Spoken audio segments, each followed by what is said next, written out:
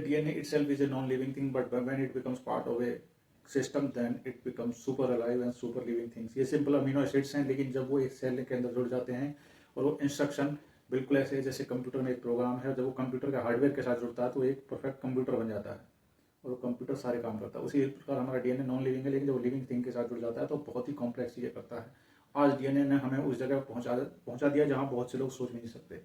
हमारा जो वोयाजर 2 है वो इंटरस्टेलर स्पेस में घूम रहा है। हमारे मार्स पे रोवर्स हेलीकॉप्टर्स घूम रहे हैं और जेम्स वेब स्पेस जो टेलीस्कोप है वो 13.5 बिलियन ईयर्स है, वो जाके देख सकता है कि चीज़ें कैसे पैदा हुई थी। और बायोलॉजी की हम बात करें तो हमने डीएनए की सीक्वेंसिंग में पहले हमने 13 साल लगा दिए, बिलियंस डॉलर्स खर्च कर दिए। आज हमारे डीएनए ने हमें आर्टिफिशियल इंटेलिजेंस को पैदा करवा दिया है। वो इस काम को थोड़ी सी देर में कर देता है और हमारे पास इतनी एडवांस आर्टिफिशियल इंटेलिजेंस है जो प्रोटीन्स को बना देती है। पहले प्रोटीन्स को बनाने में लोग पीएचडी करते थे, 4 साल लगते थे। आज हमारा आर्टिफिशियल इंटेलिजेंस उन्हीं प्रोटीन्स को, हंड्रेड्स ऑफ प्रोटीन को बस कुछ घंटे और मिनटों में बना देता है। आज हम क्रिस्पर की मदद से स्पेसिफिक जगह पे हम जीन्स को और डीएनए को काट पीट कर हम लोगों को ख़त्म कर सकते हैं। हम कस्टम बेबीज बना सकते हैं और कुछ दिन में हम अपने डीएनए को मशीन में इंस्टॉल करेंगे और मशीन और ह्यूमंस मिल के सुपर ह्यूमंस बनेंगे और उनकी जो एबिलिटी है बहुत आगे बनेगी। टेम्परेचर एक्सट्रीम होगा, क्लाइमेट चेंज ज़्यादा होगा, डीएनए ज़्यादा जाना जाता है हमारे चेंज के लिए, कॉम्प्लेक्सिटी के लिए। ये इवॉल्व होगा और कॉम्प्लेक्स होगा, हो सकता है हम 60 डिग्री पे भी सर्वाइव कर जाएं एक्सट्रीम टेम्परेचर पे। यही डीएनए की खासियत है। डीएनए कहाँ से आया, इसका पर्पज क्या है? इसका कोई पर्पज नहीं है। DNA itself makes no sense. DNA itself is a dead thing.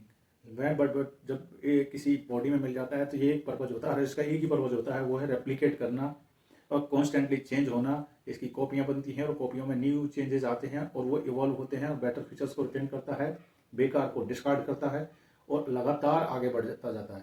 अगर आप उनसे पूछें इसकी कोई डायरेक्शन है, नहीं, इसकी कोई डायरेक्शन नहीं है। ऐसा कुछ भी नहीं है कि हमेशा कॉम्प्लेक्स ज़्यादा कॉम्प्लेक्स होता जाएगा, आगे बढ़ता जाएगा, पीछे नहीं जाएगा, ऐसा कुछ भी नहीं है।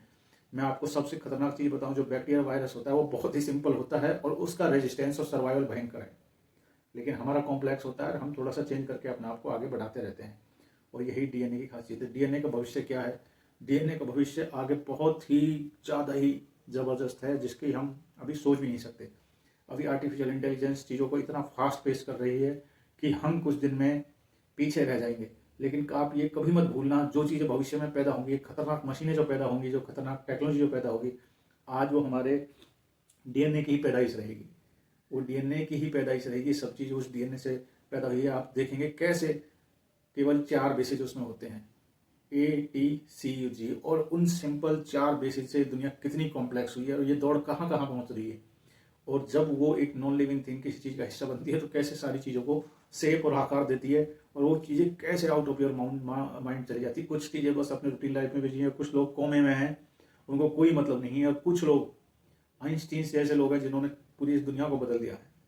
लोग कितने साल निकल गए, लोगों को ये नहीं पता धरती गोल है, उसका आकार कैसा है, वो चपटी है या गोल है, वो फ्लैट है या 7 लेयर्स है। देखा लोगों ने कैसे किया। और एक वही डीएनए से एक ऐसा आदमी आता है जो सारी दुनिया को